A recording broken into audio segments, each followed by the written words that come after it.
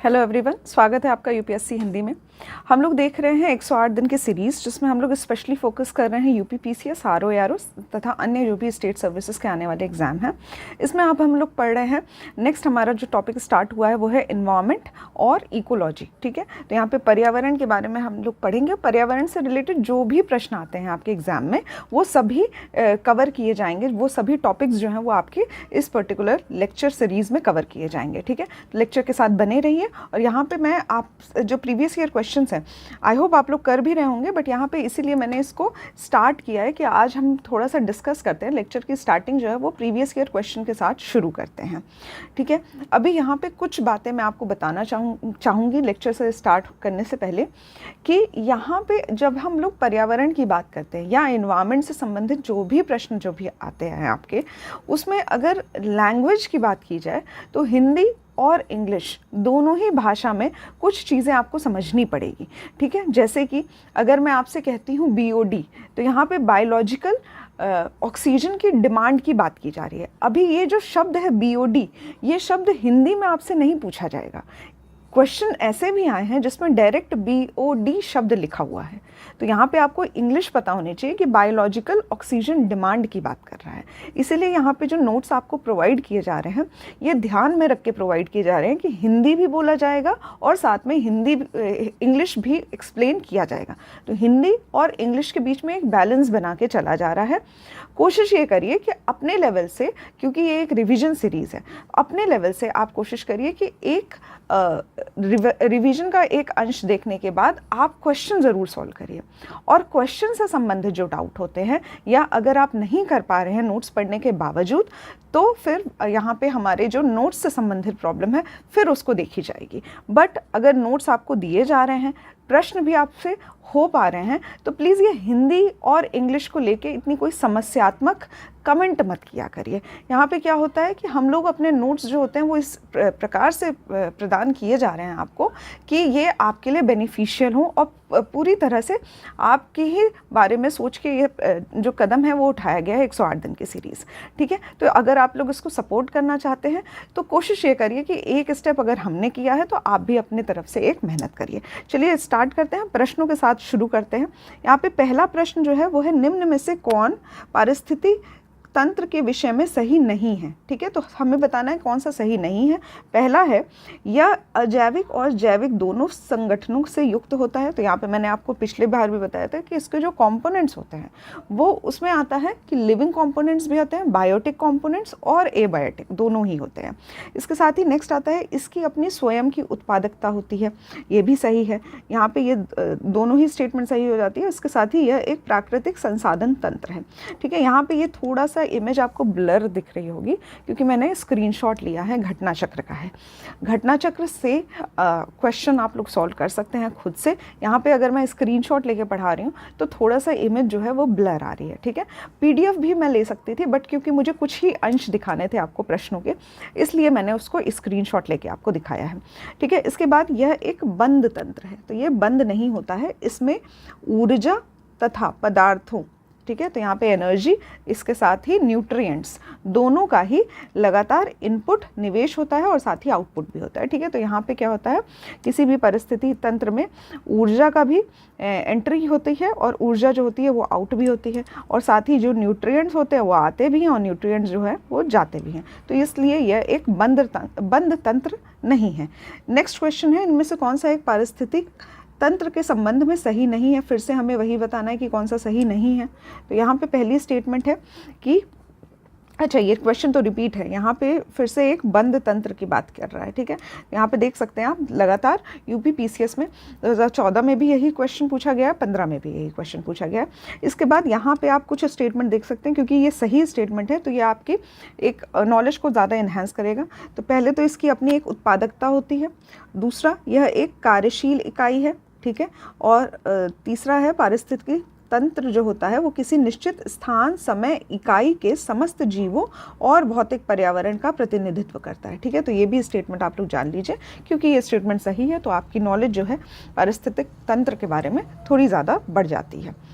Next है यहाँ पे एक अभिकथन दिया हुआ है और कारण दिया हुआ है। तो अभिकथन कहता है जो असर्शन है वो कहता है कि जीव मंडल एक खुला तंत्र का उदाहरण है और कारण यह है कि जीव मंडल में पदार्थ के प्रारंभिक निवेश के बाद पुनः नए पदार्थ का निवेश नहीं हो सकता, परंतु ऊर्जा के निवेश एवं बहिर्गमन का कोई प्रतिबंध नहीं होता है। ठीक है, तो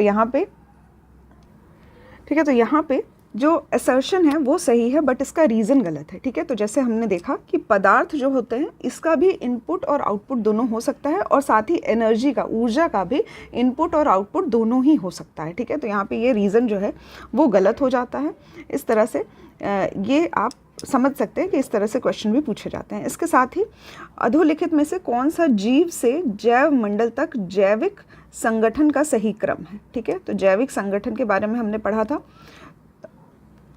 ठीक है, तो यहाँ पे जो सही क्रम है वो मैं आपको बता देती हूँ। हमने जो देखा था वो था एक इंडिविजुअल, कोई एक जीव की बात कर रहे थे हम लोग, उसके बाद उसकी एक जनसंख्या की बात हो रही थी, पॉपुलेशन की बात हो रही थी, और उसके बाद आता है समुदाय, कम्युनिटी, और कम्युनिटी के बाद आता है इकोसिस्टम। ठीक, इकोसिस्टम। ठीक है, तो इस हिसाब से हमारा जनसंख्या आ रहा है, समुदाय आ रहा है, पारिस्थितिक तंत्र आ रहा है, और उसके बाद आता है भूदृश्य। ठीक है, तो यहाँ पे ये क्वेश्चन भी हो जाएगा। नेक्स्ट क्वेश्चन है, पारिस्थितिक तंत्र के संदर्भ में कौन सा निम्नलिखित कथनों पर विचार कीजिए। ठीक है, तो यहाँ बताना है कौन सा कथन जो है वो सही है।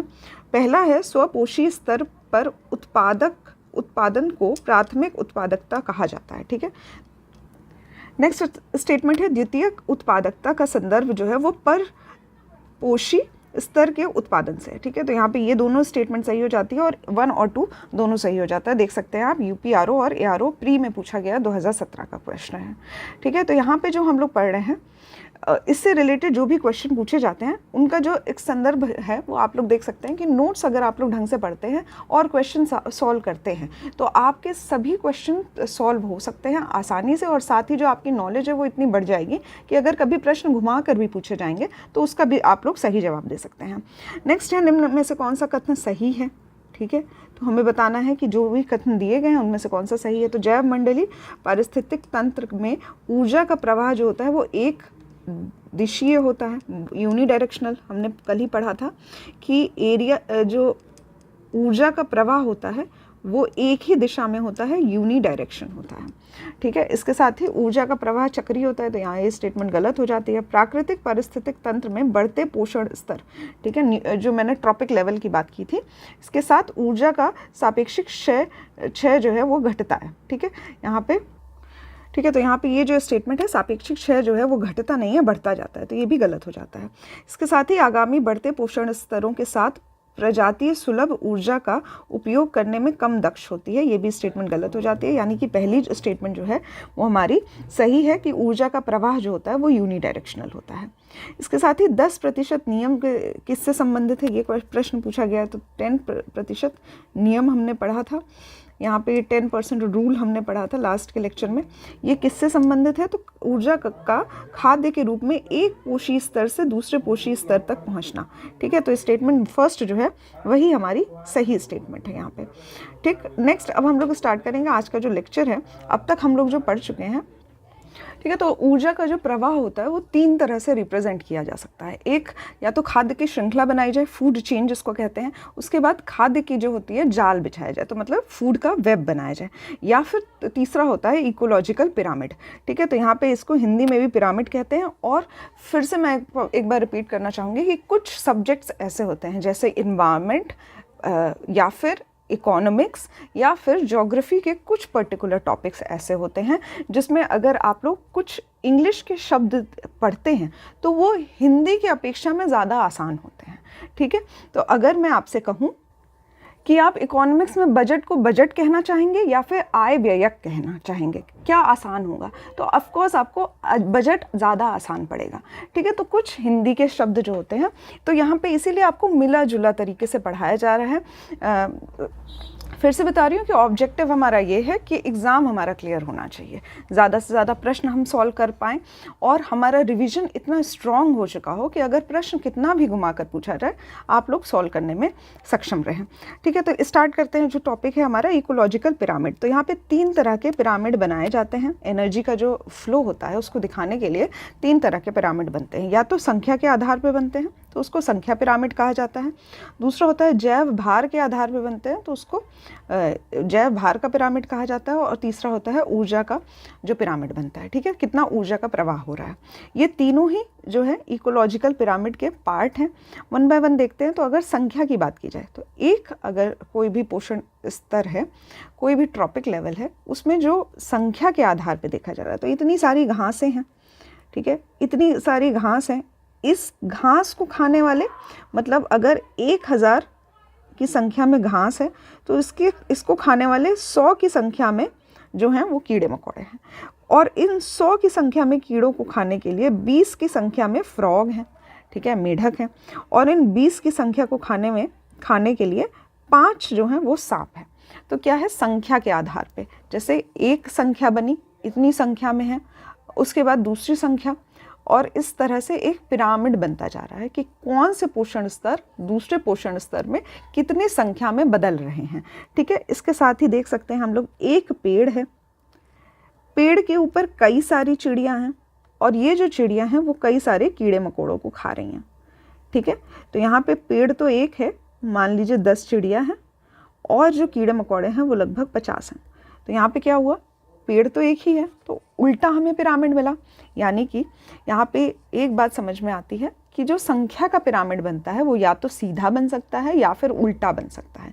सीधा कैसे बनता है, इसको कहेंगे हम लोग सीधा पिरामिड। तो यहाँ पे क्या है, घास की संख्या ज़्यादा है, मतलब जहाँ से हमने जिस स्तर से हमने स्टार्ट किया उसमें सबसे ज़्यादा संख्या है। ठीक है, तो सबसे ज़्यादा संख्या से हमने स्टार्ट किया है ये वाला। ठीक है, तो घास की संख्या सबसे ज़्यादा है, उसके बाद दूसरे स्तर पे गए तो वहाँ पे संख्या कम हो गई।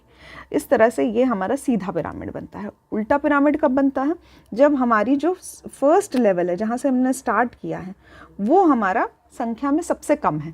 ठीक है, तो यहाँ पे ट्री एक ही है, एक ही पेड़ है और इसमें 10 संख्या में पक्षी हैं और 50 संख्या में कीड़े हैं। तो एक स्तर से दूसरे स्तर पे जा रहे हैं तो संख्या क्या हो रही है, बढ़ रही है। इसलिए यहाँ पे सीधा पिरामिड और उल्टा पिरामिड दोनों ही बनता है। कहीं कहीं पे आप स्पिंडल शेप भी देख सकते हैं। यहाँ पे क्या होता है, एक पेड़ है और इसको दिखाने का ही तरीका है, एक तरह का पिरामिड या फिर ट्रायंगल ना बनाकर इस तरह से रेक्टेंगल के फॉर्म में बना दिया जाता है। तो इसको कहते हैं स्पिंडल शेप का।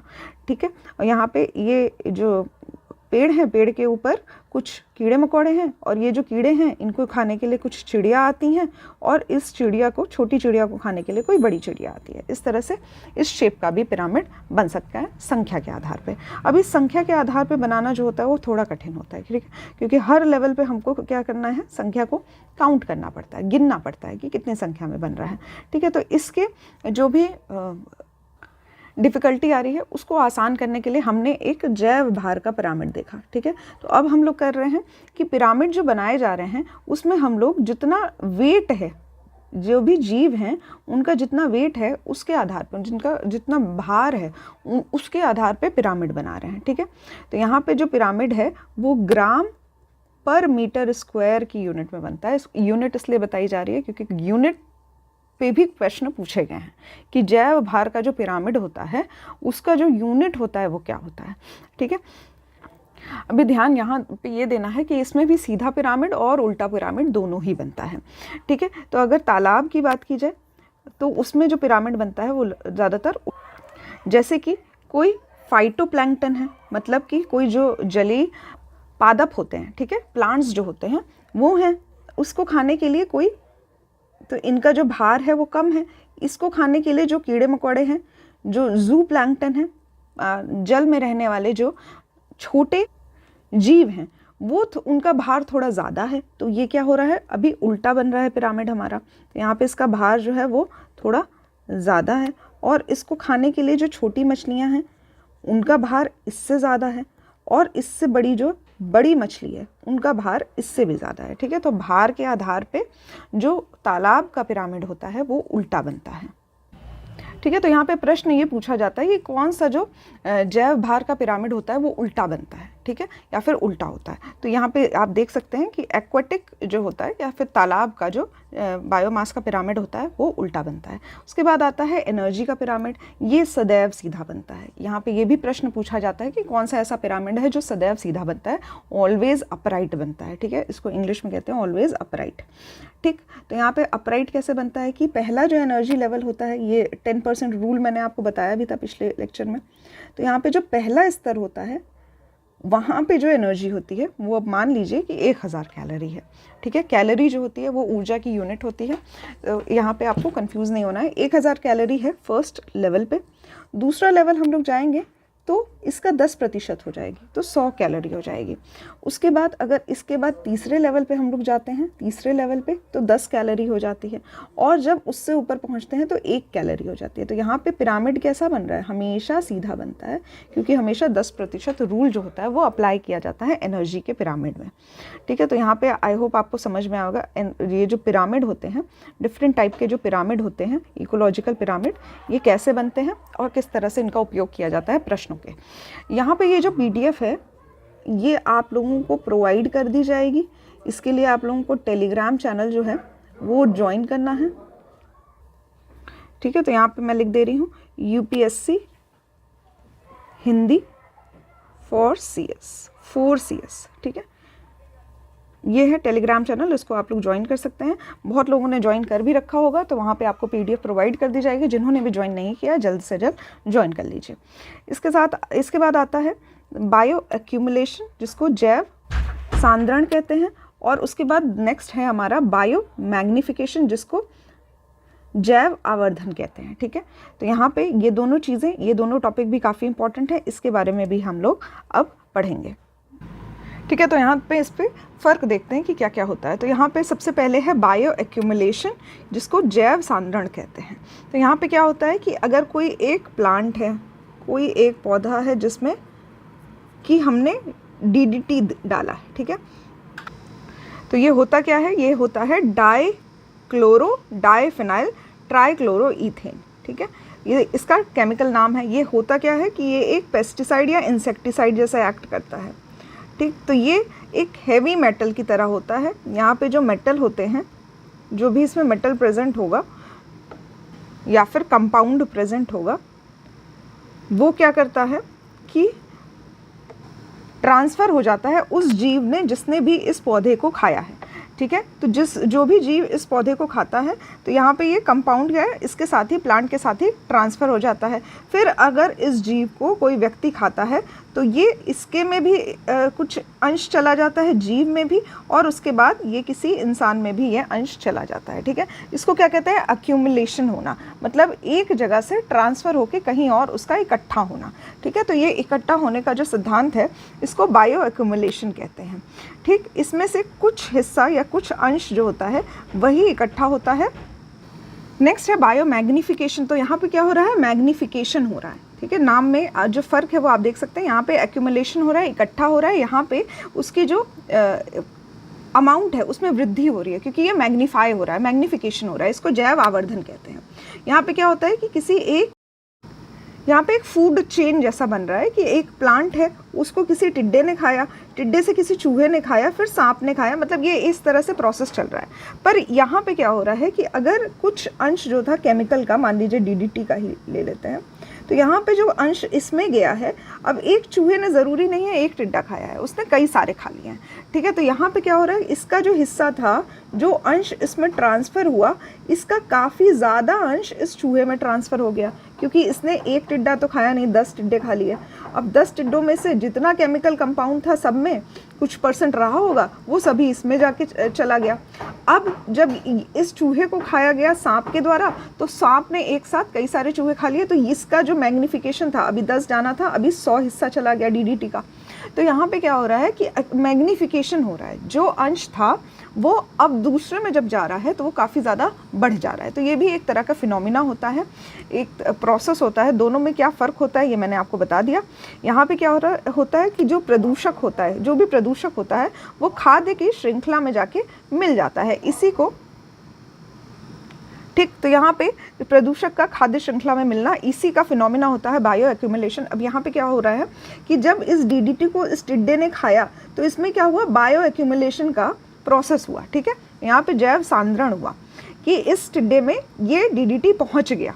अब जो प्रोसेस हो रहा है नेक्स्ट लेवल से, वो बायो मैग्निफिकेशन का प्रोसेस हो रहा है, क्योंकि यहाँ पे अब इसकी वैल्यू जो है वो बढ़ती जा रही है। ठीक है, तो बायो एक्यूमुलेशन जो है वो एक सिंगल स्टेप का प्रोसेस है जिसमें एक प्लांट को, किसी पौधे को किसी जीव ने खाया तो ये उसमें पहुँच गया, इकट्ठा हो गया।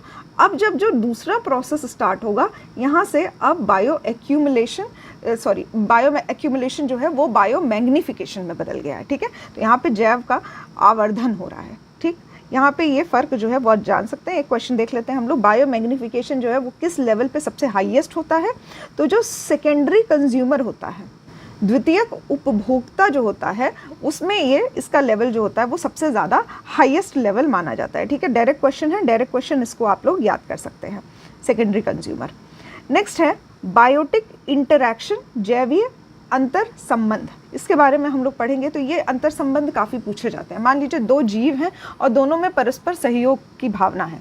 ठीक है, एक दूसरे को सहयोग कर रहे हैं, तो यहाँ पे अलग अलग किस्म के इंटरैक्शन देखने को मिलते हैं। दो या दो से ज़्यादा जो भी जीव होते हैं, या फिर कोई एक पेड़ होता है और जीव होते हैं। ठीक है, तो यहाँ पे संबंध हम लोग देखते हैं। सबसे पहला संबंध है म्यूचुअलिज्म, जिसे परस्परिकता कहते हैं। ठीक है, तो यहाँ पे हिंदी में देख सकते हैं परस्परिकता और इंग्लिश में म्यूचुअलिज्म। यहाँ पे नाम से आपको समझ में आ रहा होगा कि दोनों स्पीशीज़ जो हैं, दोनों स्पीशीज़ को एक दूसरे से लाभ है, दोनों को लाभ हो रहा है, बोथ स्पीशीज़ आर बेनिफिटेड। तो यहाँ पे एग्जाम्पल से देख सकते हैं, अगर कोई फूल है, फूल के ऊपर अगर कोई मधुमक्खी बैठती है तो यहाँ पे क्या हो रहा है, एक तरह से फूल के लिए अच्छा ये हो रहा है कि वहाँ पे पॉलिनेशन हो रहा है, परागण हो रहा है, और इसके साथ ही जो मधुमक्खी है वो रस चूसती है और अपना शहद बनाती है उससे। तो यहाँ पे दोनों का ही फ़ायदा हो रहा है, दोनों ही बेनिफिट हो रहे हैं, इसलिए इसको कहते हैं म्यूचुअलिज्म। नेक्स्ट आता है कमेंसलिज्म, इम्पॉर्टेंट है, इसको कहते हैं सहभोजिता। यहाँ पे क्या होता है, एक का लाभ होता है और दूसरे का क्या होता है, अप्रभावित रहता है। ठीक है, तो एक का बेनिफिट हो रहा है और दूसरे को कोई भी फ़र्क नहीं पड़ रहा है। ऐसा भी सिचुएशन होता है, जैसे कि अगर हम लोग देख सकते हैं, कोई गोबर है, गोबर के ऊपर एक लेयर बन जाती है माइक्रो ऑर्गेनिजम्स की। तो माइक्रो ऑर्गेनिजम्स जो होते हैं वो उसमें से कुछ न्यूट्रिएंट्स लेके, काऊ डंक में से न्यूट्रिएंट्स लेके अपना पोषण करते हैं, पर काऊ डंक को किसी भी प्रकार का, या फिर काऊ को किसी भी प्रकार का कोई भी इफेक्ट नहीं हो रहा है। ठीक है, तो ये एक सबसे आसान लैंग्वेज में जो मैं एग्जाम्पल दे सकती थी वो यहाँ पे मैंने दिया है। इसके कई एग्जाम्पल हो सकते हैं, आप लोग क्वेश्चन के माध्यम से देख सकते हैं। याद आपको ये रखना है कि कमेंसलिज्म होता क्या है, तो एक का लाभ होता है और एक को कोई भी प्रभाव नहीं पड़ता है, अप्रभावित रहता है। ठीक है, नेक्स्ट है कंपटीशन, तो इसको हिंदी में कहते हैं प्रतियोगिता। इसमें क्या होता है कि दोनों की हानि होती है, क्योंकि एक तरह का प्रतियोगिता होता है, इसलिए दोनों की हानि होती है।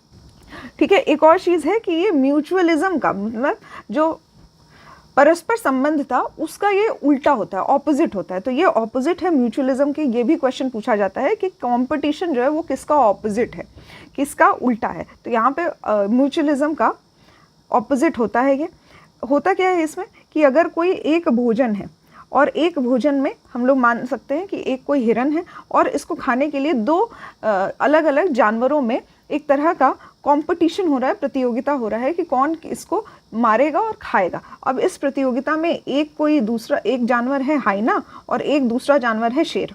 ठीक है, तो इन दोनों के बीच में प्रतियोगिता हो रही है, दोनों एक दूसरे से लड़ाई कर रहे हैं और इस तरह से दोनों की हानि हो रही है। ये कंपटीशन होता है। यहाँ पे भी मैंने बहुत सिंपल एग्जाम्पल से समझाया आपको, आई होप आपको समझ में आया होगा।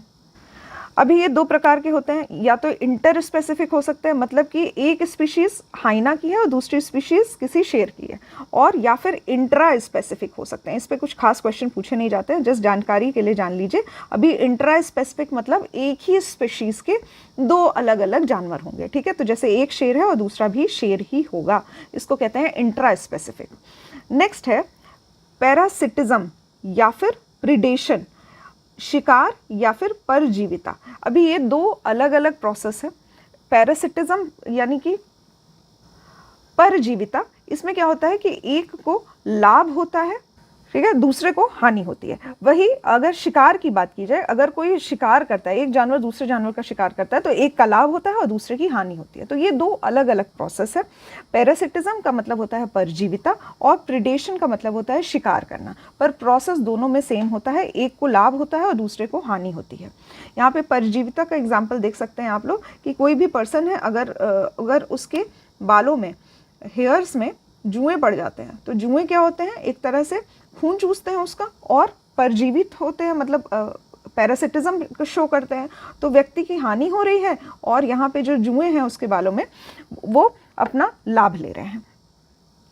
शिकार की बात की जाए तो शिकार के कंडीशन में भी देख सकते हैं, एक व्यक्ति का भोजन एक किसी जानवर का भोजन बन जाता है दूसरा जीव, तो यहाँ पे क्या हो रहा है, शिकार किया जा रहा है। ठीक, नेक्स्ट है अमेंसलिज्म, इसको असहभोजिता कहते हैं। ठीक है, तो हिंदी में तो समझ में आ रहा है कि सहभोजिता का उल्टा है असहभोजिता। यहाँ पे क्या हो रहा है, अमेंसलिज्म जो होता है ऑपोजिट होता है कमेंसलिज्म का, मतलब एक की हानि होती है और दूसरा जो होता है उसको कोई फर्क नहीं पड़ता है। एक की हानि होती है और दूसरे को कोई फर्क नहीं पड़ता है। कमेंसलिज्म में क्या था कि एक का फायदा हो रहा था और दूसरे को कोई फर्क नहीं पड़ रहा था, बट यहाँ पे उल्टा होता है उसका। तो यहाँ पे एग्जाम्पल समझ सकते हैं कि कोई एक बड़ा पेड़ है, अब बड़े पेड़ के नीचे कुछ नए छोटे पेड़ होते हैं, कुछ छोटे प्लांट्स जो होते हैं वो ग्रो कर जाते हैं। अब अगर कोई छोटे प्लांट नीचे ग्रो कर रहे हैं तो उनको क्या होता है, ढंग से धूप नहीं मिल पाती है या फिर उनका पोषण जो होता है वो प्रॉपर नहीं हो पाता है। तो इससे क्या हो रहा है, ये एक टाइम के बाद जो होते हैं वो ख़त्म हो जाते हैं। ठीक है, तो यहाँ पे क्या हो रहा है कि जो बड़ा पेड़ था उसको तो किसी भी प्रकार का कोई भी हानि नहीं हुई, ना ही कोई लाभ हुआ, मतलब वो किसी भी प्रकार से प्रभावित नहीं हुआ, पर जो इसके नीचे रहने वाले छोटे पौधे थे उनको हानि होती है। यहाँ पे ये एग्जाम्पल है, जस्ट एक एग्जाम्पल है, इसके और भी एग्जाम्पल हो सकते हैं, तो जो भी आपको समझ में आए आप उसके अकॉर्डिंग ये जो डेफिनेशन है, जो टर्म्स हैं, इनको याद कर सकते हैं। ठीक है, टर्म्स को याद करना बहुत ज़रूरी है क्योंकि इस पे डायरेक्ट क्वेश्चन ऑब्जेक्टिव टाइप भी पूछे जाते हैं या फिर match the following type questions पूछे जा सकते हैं। ठीक है, नेक्स्ट यहाँ पे मैं टेबल के फॉर्म में बता देती हूँ। तो म्यूचुअलिज्म के बारे में मैंने आपको बताया था, हिंदी मैंने ऑलरेडी आपको बता रखी है, तो प्लीज़ यहाँ पे ये कमेंट मत करिएगा कि हिंदी और इंग्लिश जो है वो मिक्स हो जा रही है, समझ नहीं आ रही है। ठीक है, तो यहाँ पे ऑलरेडी मैं समझा चुकी हूँ कि म्यूचुअलिज्म की हिंदी क्या होती है। अभी यहाँ पे म्यूचुअलिज्म जो होता है, मधुमक्खी का केस मैंने आपको बताया, कमेंसलिज्म में मैंने आपको गोबर का एग्जाम्पल दिया था, और कंपटीशन में मैंने एक शेर और हाइना का एग्जाम्पल दिया था। पैरासिटिज्म में मैंने जू का एग्जाम्पल दिया था, किस तरह से पैरासाइट बनता है, और अमेंसलिज्म में मैंने बड़े पेड़ के नीचे छोटे पेड़ का एग्जाम्पल दिया। ठीक है, तो ये टेबल के फॉर्म में आप लोग याद कर सकते हैं। नेक्स्ट आता है बायोजियोकेमिकल साइकिल। ठीक, अब ये कुछ केमिकल्स की साइकिल है जिसके बारे में हमें पढ़ना है कि कैसे ये हमारे वातावरण में बनती हैं और साथ ही कैसे इसको प्रभावित करती हैं। ठीक है, तो यहाँ पे सबसे पहले आता है न्यूट्रिएंट की साइकिल। जो पोषक तत्व होते हैं उनकी एक तरह का चक्र बनता है, वो हम लोग पढ़ेंगे। इसमें हम लोग दो तरह के चक्र पढ़ेंगे, एक होता है गैसियस, गैस के चक्र बनते हैं, और एक होता है सेडिमेंट्री चक्र। ठीक है, सेडिमेंट्री जो केमिकल्स होते हैं थोड़े सॉलिड फॉर्म में होते हैं, तो उसमें फॉस्फोरस और सल्फर के बारे में पढ़ेंगे हम लोग। और जो गैसियस चक्र है इसमें हम लोग देखेंगे वाटर साइकिल, कार्बन साइकिल और नाइट्रोजन साइकिल। ठीक, तो ये जो है वाटर, कार्बन, नाइट्रोजन, इनके बारे में हम लोग एक शॉर्ट में समझ लेंगे कि किस तरह से क्वेश्चन इससे पूछे जाते हैं। तो इसका सबसे पहला एग्जाम्पल हम लोग स्टार्ट करेंगे कार्बन साइकिल से। कार्बन साइकिल क्या होती है, तो यहाँ पे हम लोग स्टार्ट करेंगे, यहाँ पे एक कोई प्लांट है, कोई पौधा है, ठीक है, या फिर पेड़ मान लीजिए, कुछ भी। ठीक, अब यहाँ पे क्या हो रहा है कि ये वायुमंडल से जो कार्बन है, कार्बन डाइऑक्साइड के फॉर्म में, कार्बन किस फॉर्म में है, कार्बन डाइऑक्साइड के फॉर्म में है, और ये क्या कर रहा है, श्वसन क्रिया से, रेस्पिरेशन के माध्यम से जो वायुमंडल का कार्बन डाइऑक्साइड है वो किसी पौधे के अंदर उसके जो गुण हैं वो आ जाते हैं। उसके बाद क्या होता है कि यदि कोई जंतु इसको खाता है, इस पौधे को, तो उसमें भी कुछ कार्बोनिक के कंपाउंड, कार्बन के कुछ कंपाउंड, कार्बोनिक यौगिक जो होते हैं वो फॉर्म होते हैं। उसके बाद श्वसन क्रिया के द्वारा या फिर विघटन के द्वारा ये जो प्रोसेस होता है, ये कार्बन डाइऑक्साइड जो होता है ये वापस से वातावरण में मिक्स हो जाता है। इसके साथ ही अगर कार्बन जो है वो पानी के माध्यम से, कार्बोनेट के माध्यम से पानी में घुल जा रहे हैं तो चूना पत्थर बनाते हैं। ठीक, उसके बाद कोयला बनता है। ये जो प्लांट है जब ये फॉसिल बन जाते हैं तो ये डिकम्पोज होने के बाद जब फॉसिल बन जाते हैं तो कोयला बन जाता है। फिर इसी से, कोयला से ही पेट्रोलियम के प्रोडक्ट बनते हैं और उसके बाद जो जंतु है, अगर कोई जीव हैं, अगर वो भी डिकम्पोज होते हैं, मर जाते हैं, तो एक फॉसिल की लेयर फॉर्म हो जाती है और पेट्रोलियम प्रोडक्ट बन जाते हैं या फिर कोयला बन जाता है। ठीक है, या फिर ये कोई कार्बोनिक प्रोडक्ट से अकार्बोनिक प्रोडक्ट बन जाते हैं। ठीक है, शॉर्ट फॉर्म में ये बताया गया है यहाँ पे आपको कि कोई भी प्लांट या फिर कोई भी एनिमल, यहाँ पे क्या हो रहा है, श्वसन क्रिया से जो वातावरण में कार्बन है उसको कार्बन डाइऑक्साइड के फॉर्म में अपने बॉडी में स्टोर करता है। उसके बाद अगर वो कोई भी जीव या फिर कोई पौधा जब ख़त्म हो जाते हैं तो वो डिकम्पोज होके वापस से मिट्टी में मिल जाता है। ये सभी जो कार्बन है, जो ये कार्बन स्टोर होता है वो एक लेयर बनाता है और डिफरेंट लेयर बनते बनते ये एक कोयले का रूप ले लेते हैं या फिर पेट्रोलियम का रूप ले लेते हैं। उसके बाद फिर से जब इसको जलाया जाता है तो फिर कार्बन जो है वो वापस से एटमॉस्फेयर में चला जाता है। इस तरह से ये जो कार्बन का चक्र है वो प्रोसेस जो होता है वो पूरा होता है। ठीक है, तो ये कार्बन साइकिल होती है। शॉर्ट फॉर्म में मैंने आपको बता दिया। इससे रिलेटेड अगर कोई भी क्वेश्चन पूछा जाएगा तो आई होप वो आप सभी लोग कर सकते हैं। नेक्स्ट है वाटर साइकिल, जिसको जल चक्र कहते हैं। तो यहाँ पे भी हम लोग फिर से शुरू करेंगे किसी पेड़ से। तो यदि कोई पेड़ है, यहाँ पे वाष्पोत्सर्जन का प्रोसेस होता है, ट्रांसपिरेशन का प्रोसेस होता है और उससे क्या होता है कि यहाँ पे जो वाटर वेपर होते हैं वो चले जाते हैं एटमॉस्फेयर में। ठीक है, तो जब भी एटमॉस्फेयर पे जाएंगे तो वहाँ पे संगठित होके बादल बन जाते हैं और बादल जो होते हैं वो एक तरह का संघनित जल होता है। तो ये क्या करता है, ये वर्षा करता है। वर्षा या फिर ओले पड़ते हैं तो यहाँ पे ये यदि किसी भी सरफेस पे जाएंगे या फिर किसी पर्वत पे जाएंगे तो वहाँ पे जो आसपास की नदियाँ हैं उसमें प्रवाहित हो जाएंगे, या फिर जल का जो अंतस्राव होगा तो यहाँ पे क्या हो रहा है, पर्कुलेशन ऑफ वाटर हो रहा है और उसके बाद ये वाटर टेबल बनाएंगे, यानी कि भूजल जो है उसकी संरचना करेंगे। अब जो ये नदी में पानी गया है, यहाँ पे क्या हो रहा है, जल का वाष्पीकरण हो रहा है। ठीक है, तो ये जो जल का वाष्पीकरण हो रहा है, वेपराइजेशन हो रहा है, उससे भी वातावरण में क्या होता है, आगे बढ़ता जाता है। ये जो जल है वो इकट्ठा होता जाता है और फिर से वातावरण में बादल बनाता है। ठीक, तो जल का जो वाष्पीकरण हो रहा है किसके माध्यम से हो रहा है, सूर्य के माध्यम से हो रहा है। ये होता है हमारा जल चक्र। और वाटर साइकिल जो है किस तरह से एटमॉस्फेयर से किसी सरफेस पे आ रही है, सरफेस से फिर से वापस से एटमॉस्फेयर में जा रही है, तो ये एक चक्र का संरचना करते हैं। ये होता है हमारा जल चक्र। नेक्स्ट लेक्चर में हम लोग देखेंगे नाइट्रोजन साइकिल क्या होती है, काफ़ी इंपॉर्टेंट है। और इसके बाद में इससे जुड़े हुए कुछ प्रश्न होते हैं जो अक्सर पूछे जाते हैं, रिपीटेड प्रश्न है, साइंस से रिलेटेड भी प्रश्न है। तो यहाँ पे मैं आपसे कहूँगी कि स्किप मत करिएगा। ये जो साइकिल है, यहाँ पे कुछ प्रश्न ऐसे मिलेंगे आपको जो अक्सर कई बार मतलब हमेशा ही पूछे जाते हैं, तो इसलिए आपको इसको स्किप नहीं करना है। नेक्स्ट लेक्चर में हम लोग नाइट्रोजन साइकिल से रिलेटेड कुछ कंसेप्ट के बारे में जानेंगे। ठीक है, यहाँ पे एंड होता है आज का लेक्चर में मैं आपसे ये कहूँगी, कमेंट बॉक्स में इस क्वेश्चन का आंसर ज़रूर से करिएगा। तो पहला क्वेश्चन जो मैं आपसे पूछूंगी वो है कि कमेंसलिज्म क्या होता है। ठीक है, हिंदी आप लोग देख सकते हैं, मैंने आपको इसकी हिंदी भी बताई है। कमेंसलिज्म का में क्या प्रोसेस होता है ये आपको बताना है। दूसरा होता है पैरासिटिज्म, परजीविका जो होता है प्रोसेस, सिटिज्म, इसमें किस तरह का प्रोसेस होता है। ठीक है, मतलब जो दो जीव होते हैं वो आपस में किस तरह का संबंध जो है वो स्थापित करते हैं। तीसरा है इकोलॉजिकल पिरामिड में कौन सा पिरामिड जो होता है वो कभी भी इन्वर्टेड नहीं पाया जाता है। ठीक है, तो कौन सा ऐसा पिरामिड है जो कि नॉन इन्वर्टेड होता है, हमेशा सीधा ही बनेगा।